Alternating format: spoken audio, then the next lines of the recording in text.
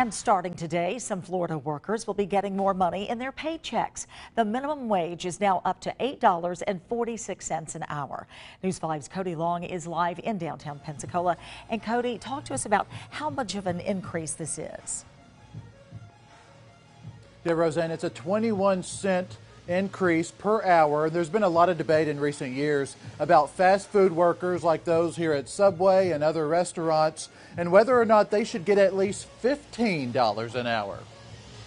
Minimum wage in the Sunshine State is now $8.46 per hour, up from $8.25. The federal minimum is $7.25. I think across the country the minimum wage isn't as high as it needs to be. Donald Cunningham has worked jobs at minimum wage. He says this is progress, but it needs to be higher, closer to 15, like many have protested for in recent years. But he says not all at once.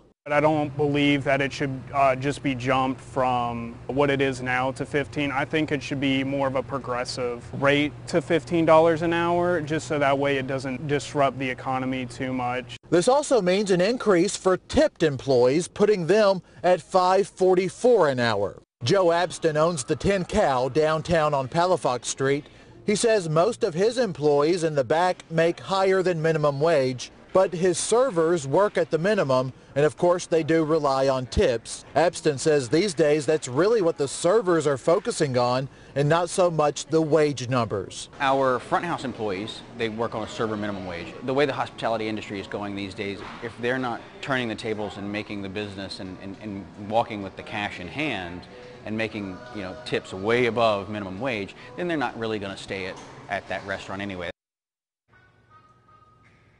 And this is the most significant wage increase in Florida since 2012. By the way, the minimum wage is $7.25 in Mississippi and Alabama.